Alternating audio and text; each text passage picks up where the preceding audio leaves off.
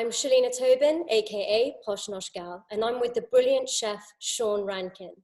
Hailing from County Durham in the north of England, Shaun has become a household name across the country with his regular TV appearances, numerous cookbooks, and his fabulous restaurants.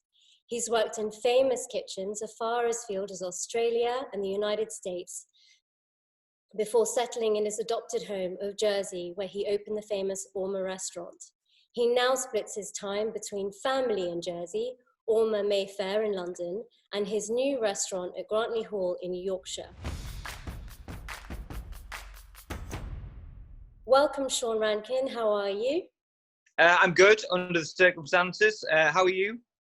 I'm very well, thank you. So where is home for you right now?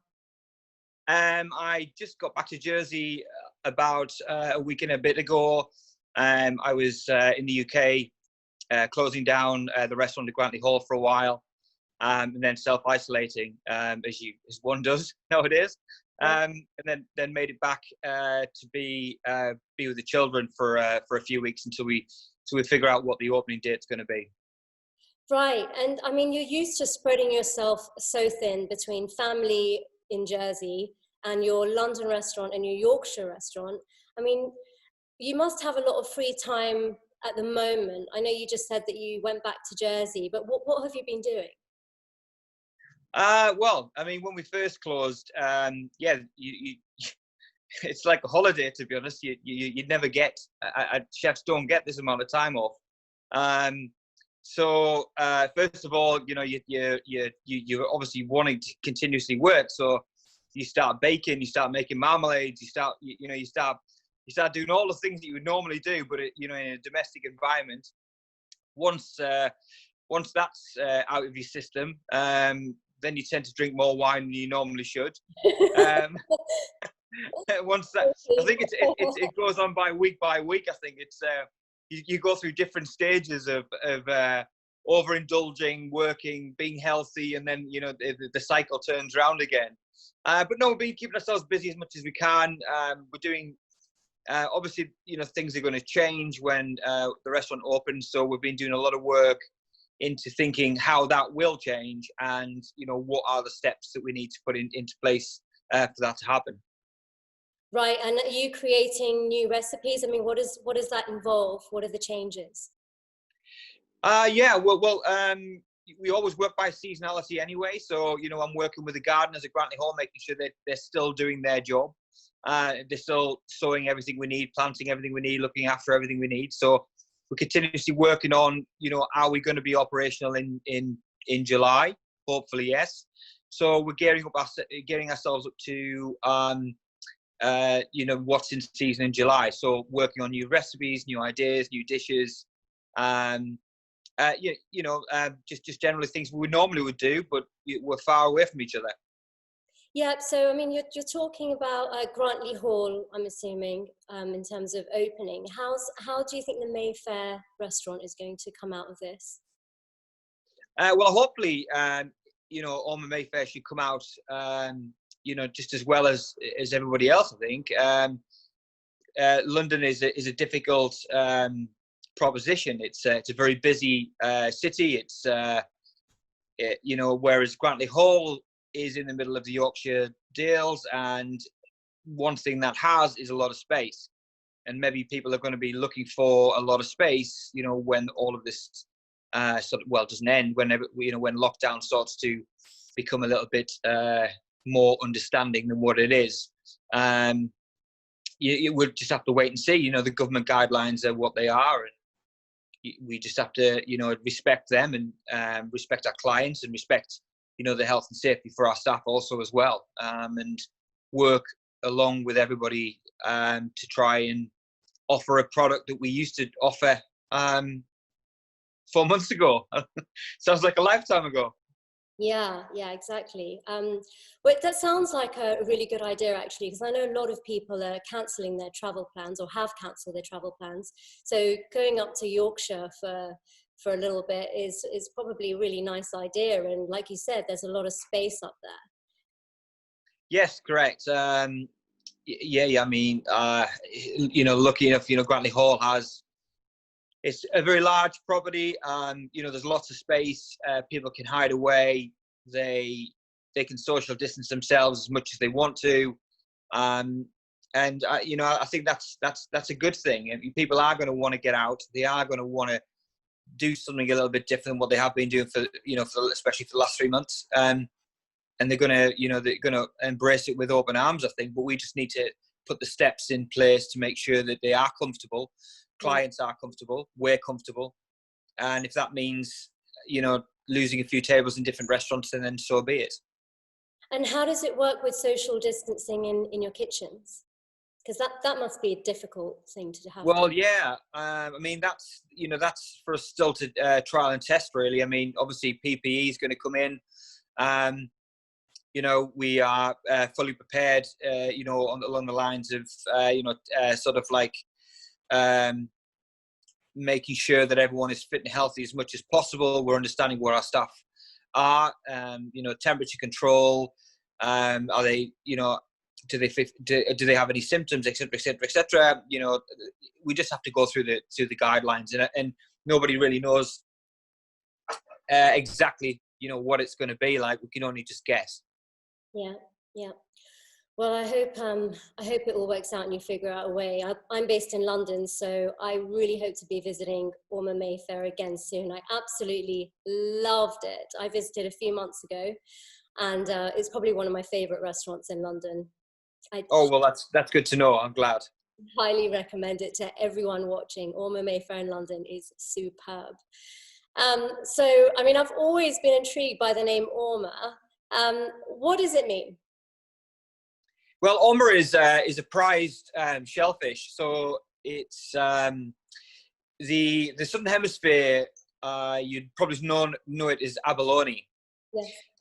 So in the Channel Islands, it's called an actual Ormer, and it's a half shell with the meat underneath. The body of the creature sits under the shell, and the Jersey is the most northern place in the hemisphere where you can collate Ormers. It's a very protected shellfish. It's renowned as the king of all shellfish. A bit like the abalone is in the southern hemisphere and in the Australian waters and such like. And it's very prized. You can only collate it in certain times of the year between October and April, and you can only do it by foraging, as in you can only hand pick it. You can't actually harvest it. So from that, you know, I thought when I opened Ormer in Jersey, the restaurant in Jersey, I was looking for a name and thinking, you know, what is the most prolific, I mean, apart from obviously the Jersey Royal, and you know what stands out, and so we came across the name of Ormer, and you know, being on an island, we use a lot of shellfish and fish also, so it seemed to work really well for the brand and for the restaurant. Right. So does all your produce come from Jersey? When I was in here, when I worked in Jersey, when my restaurant was here, everything was from Jersey. There was 95% of everything that came from Jersey, and in season everything really. Yeah, absolutely. In Ormer Mayfair, we still use as much as we possibly can. You know, the Jersey produce, Jersey rolls, asparagus, strawberries, the dairy, the cream we use obviously to make the butter. So we still engage on that process absolutely as much as we possibly can. And you're an ambassador for Jersey Royals. What does that involve? Yeah, you know, it was working together with the Jersey Royal Company itself, and you know, just making sure that the awareness was around the Jersey Royal and the backbreaking work that went into that. You know, the fluke itself, you know, the seedling is still hand planted every single year, and you know, majority of the potato is still hand harvested. So there's a lot of backbreaking work. There's nothing like it. It's a fabulous little golden potato which has a really nice flavour of nutmeg and seaweed, and it's a fabulous product. So you know, for me, you know, from the island's point of view, just trying to showcase, you know, what the island's worth is what it's all about. Right. And just talking about you for a moment, did you always want to be a chef? As long as I can remember, yeah. My mum was a great cook. She loved to bake. And, you know, I'd work with her. Well, not work with her. Sounds like she put me to work. Sorry, just 1 second. That's what happens when you're at home. So, yeah, my mum, on rainy days, I used to help her with Sunday lunch, and I'd make apple pies with her. And, you know, sort of like stews, casseroles, ham hock soups, that kind of stuff. So she always got me working. So I always enjoyed it, always liked it. And you know, going through school, there was an element of food. I, you know, did sort of catering in my youth, and it seemed like the right thing to do in those days. And, you know, I'm not young anymore, so there wasn't much to choose from. So, okay, so your mum is kind of like the backbone of how you became a chef. So which industry figure would you say you most admire? Yeah, I mean, there's been lots over the years, but I happened to spend some time with Thomas Keller. A couple of years ago, we launched a product in the Dominican Republic for Davidoff, a cigar, a chef's edition cigar. And we all put together, you know, the ingredients, what we thought would the cigar would want. So I spent some time with him and understanding him as a chef. Did you visit the French Laundry? Not yet. No, it's still on my to-do list. I've been too busy. Well, several times. Yeah, absolutely, and it's probably worth its salt. You know, I've been a fan of Thomas Keller for years and years and years. You know, his book was a revelation. The French Laundry, and you know, what a great success. And you know, for someone to look up to, that is the person I would look up to as a chef, as a mentor, and you know, is a really, really nice guy. Amazing. And you also worked with Charlie Trotter in Chicago. Correct. Yeah, that was a long time ago. I was yeah. Well, I'm 48 now, and so it probably was about 20 odd years ago. I went there and spent a year in Charlie Trotter's, which was, you know, God bless him. You know, he's no longer with us. And again, you know, what a great guy. We're an ambassador for the industry. Loved it. Yeah, it took a lot of different ways then. I found a lot of produce, you know, 20 years ago that weren't here. And, you know, this is why I started, you know, playing around with sort of not the American cuisine, but a different style of cuisine. And that's how it all started, really, I think. Well, Grantley Hall, let's talk about that for a second. That's your latest project. How did that come about?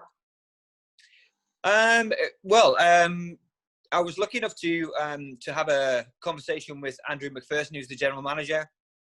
And at that time, it was still a project. You know, sort of a year and a half to go before before it opened. And he was looking for somebody to understand the F&B facility, the concepts and the design of the kitchens. And I've designed my products before, my restaurants and my kitchens, you know, and the F&B areas. It's really important to get the ergonomics right and make sure that, especially in a place like that, that everything works and connects properly. So I went in there and started consulting and designing all the kitchens. There's 6 kitchens, designing all the restaurants, the F&B areas, and then started putting the products together, as in the concepts, what they are, working with a team, and then that's how it all started. And then at the end of, not at the end of the project, but right close to the end of the project, they asked me if I'd like to take over the fine dining restaurant, which I said, yeah, absolutely, love to. So, and that's how the relationship started, and that's where we are now. And it's a fabulous place. It's a great product. It's a shame we've only been open 10 months. Yeah. So we're all eager to get back to it, really. Absolutely. I mean, you were very much involved in that construction and design process. How is that different? How does it differ being part of such a bigger operation than an individual restaurant? I think it's when you're working by yourself, then you've only got 1 or 2 people to work alongside with. But then when you're working on a bigger project, there's a lot more people involved, so there's a lot more ideas involved.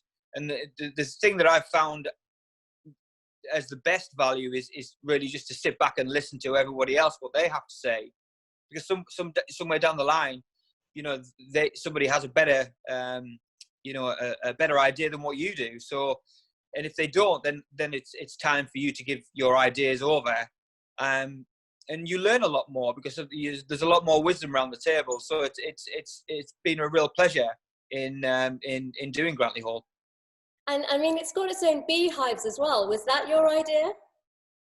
Yes, absolutely. It's still in progress, so we are getting there slowly and surely. But for me, it was all about sort of self-pollination and understanding, you know, what Yorkshire is and what Grantley Hall is, and you know, if we can make sure that, you know, for breakfast you've got honey and honeycomb, you know, from our beehives, and a cocktail in the bar is from our beehives, and you know, we use, you know, we're making sort of you know, we're making ice cream or we're making a produce, you know, from that certain thing, then we know that the bees have touched and cross-pollinated,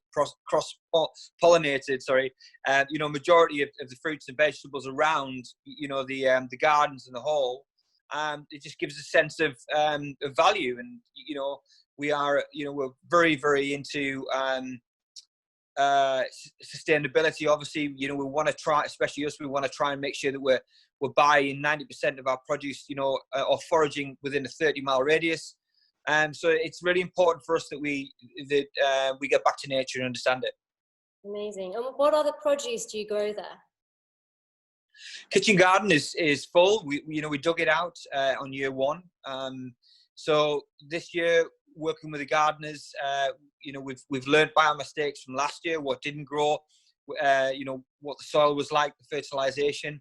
And this year we've planned quite a considerable amount, but we haven't. What we failed to do last year was to understand what we needed for the menus. So instead of growing a lot of variety, we've actually slimmed it down into just growing what the needs are, you know, for the menus. And you can only do that by experience and only going through the first year.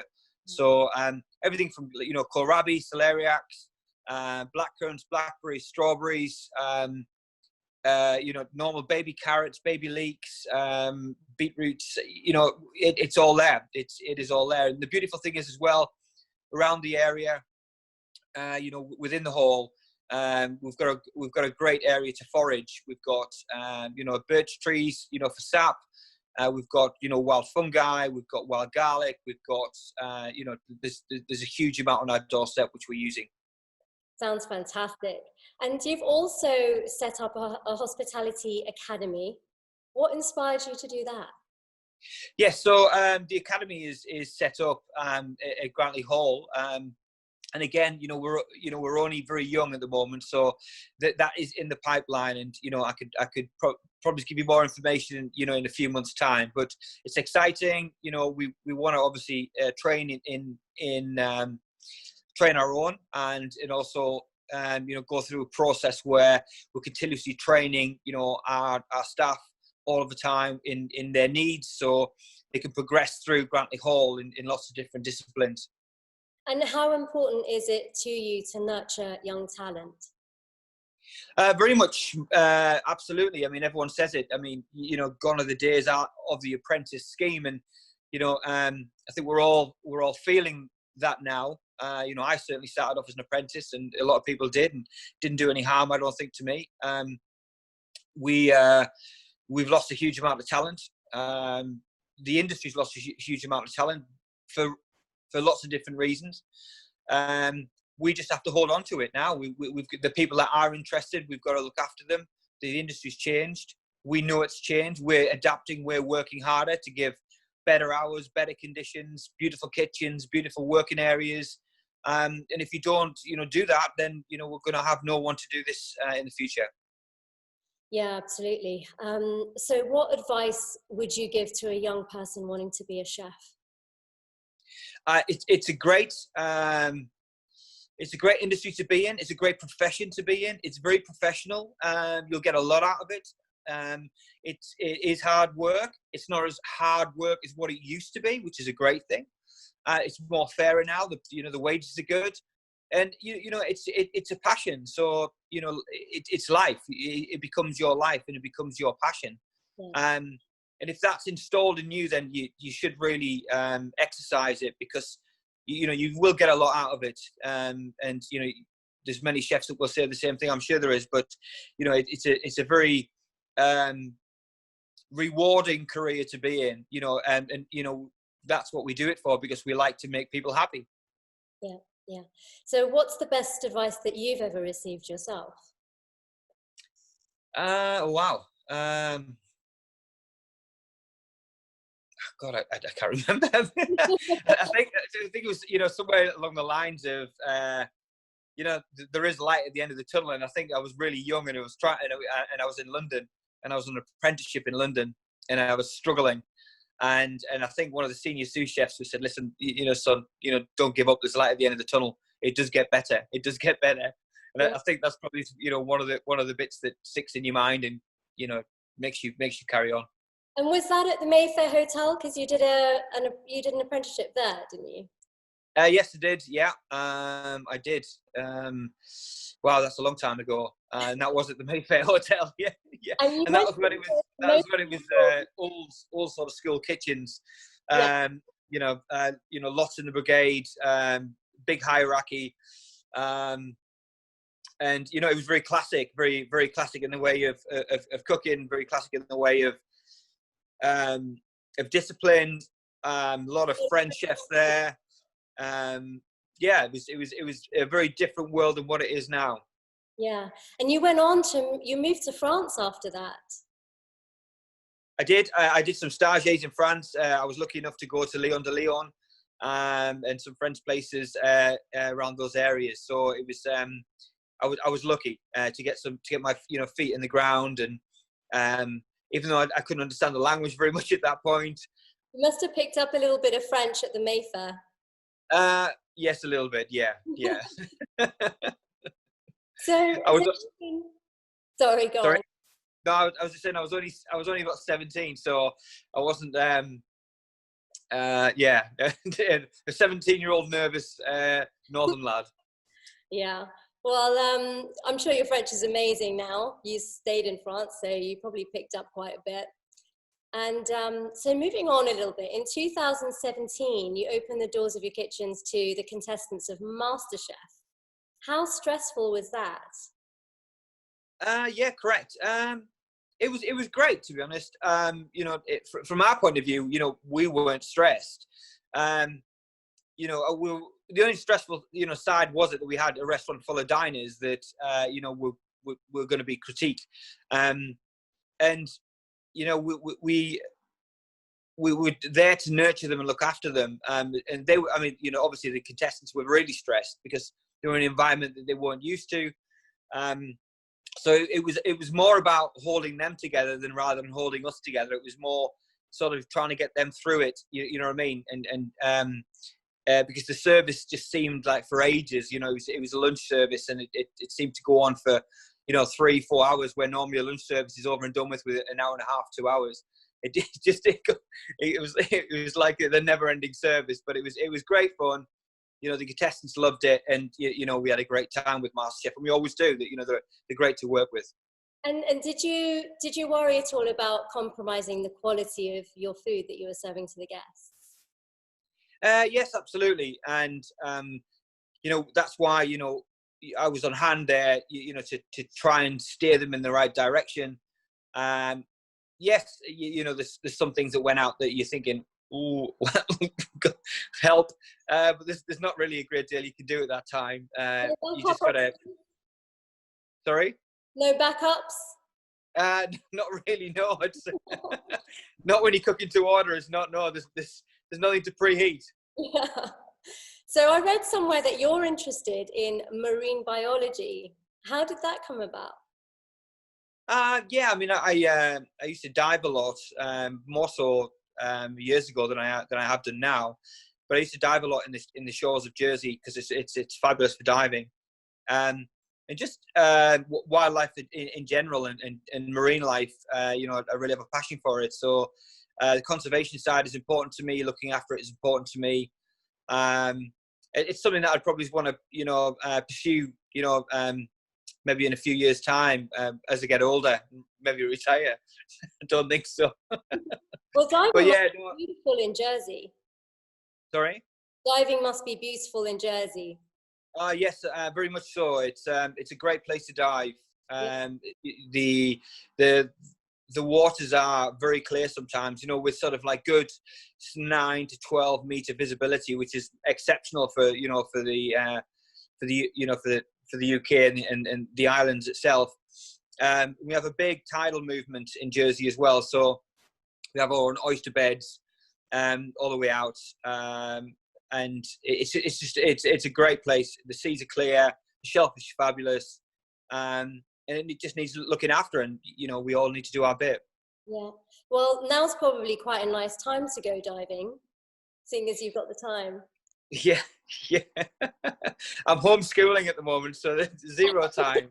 Oh, so there isn't much time. Oh my gosh. Are you teaching them cooking as well?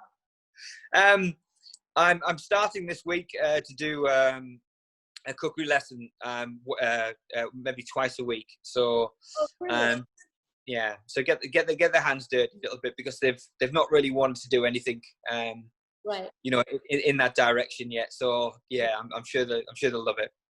So you're a great supporter of the Teenage Cancer Trust. Why is that important to you? Well, yeah, very much so. Well, I'm a father. Obviously, that's the main thing. We all support the NHS more than ever now, and I just thought it was a really creditable, society, to be involved in, as in a charity wise. And they are very proactive. They're really good, and what they do on the wards is pretty phenomenal. And it's birth, it's life, it's children. So anything to do with children, absolutely, I support it. All day long. It's a great charity to be involved in. Yeah, I mean, I've been to a number of their fundraising events, and the Who are great supporters as well. Have you ever cooked for them? Yeah. Not yet, no. Hopefully one day. So they've got some great stars, in their lineup. They support the trust, which is is phenomenal. I mean, I've never seen such a lineup sometimes. I know, it's absolutely phenomenal.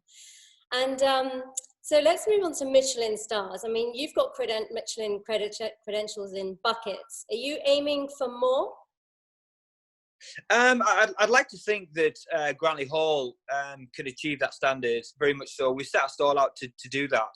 I think it warrants it. And this, the owner, and she's put in a lovely lady, Mrs. Sykes, and she's put in a huge amount of her own investment into this, with not wanting anything in return. And as a legacy for her and her family, I think, we have to, put this place on the map. Yeah. And by putting this place on the map, I don't just mean, just give it some bells and some whistles. It attracts, Michelin stars are what they are. They attract the traveller. They attract the gourmand, the gourmet. The people that really like to travel the world and find new and exciting restaurants, places to dine, places to socialise, places to enjoy. And it's not just about, the food. It's about the whole emporium as well. And I think that's why it's important for us to try and achieve, a Michelin status there, because of everything that surrounds it. It's not just it's not a selfish notion here. It's actually, for all of the right reasons, really. That's why we're working hard towards it. Yeah. And how hard is it to retain a Michelin star? Because you've kept yours for years. It's very daunting. It's hard to get it, and hard to keep it. Like every chef, I'm sure, the date comes around at the end of September, and everyone has sleepless nights. You just have to keep consistent. Believe in what you do. You don't have to follow a path. You don't have to follow anybody else. You just choose to cook how you want to cook. And if that level is accomplished, and Michelin see that you've got everything that's needed: consistency, textures, flavors, combinations, in season, it's working right, then that's what you can be happy with. That's all you can be happy with. And yeah, it is hard to keep it, but I think if you keep consistent, and you believe in it, then I'm sure it'll be okay. As I say that. Definitely know how to do that because you've done so well at keeping your stars. And so tell me something about yourself that I couldn't possibly know. Oh God. Okay, so I'm a match fisherman, so which means that I fish in matches around the world. So for those people that fish and are match fishermen, they understand it. For those people that don't, they'll just think, "What on earth is he talking about?"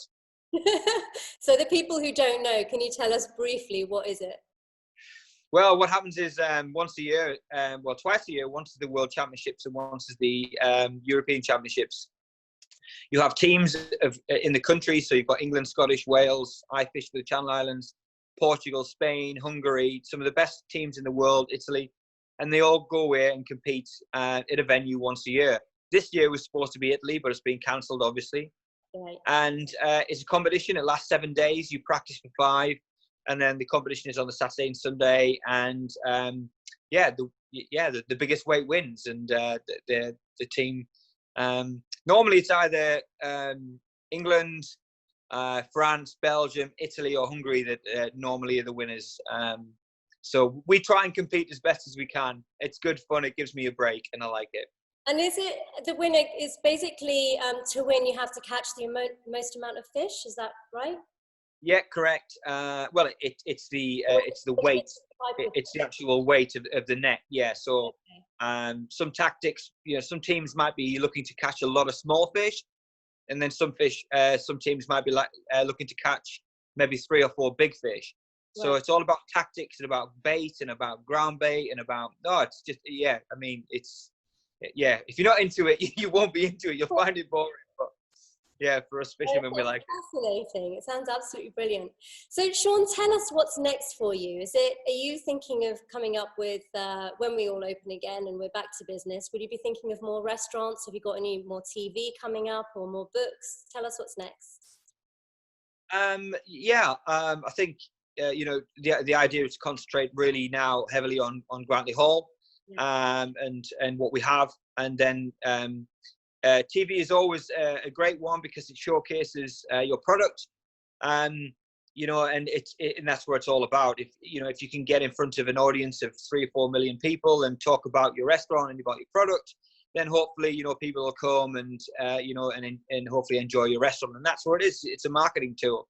I like doing TV. I've always liked doing TV. I love it. I like the culture of it. It's really good fun. And yeah, sure, get some time. I should be doing a book right now, but homeschooling is not allowing that at the moment. So I would probably more focused back at work than I am now. Yeah. Well, good luck with everything. And thank you so much for joining us. Thank you. It was a pleasure. Take care. So guys, you can follow, you can keep up to date with what Shaun's up to on his Instagram handle, which is Shaun Rankin, and I'm at Posh Nosh Gal.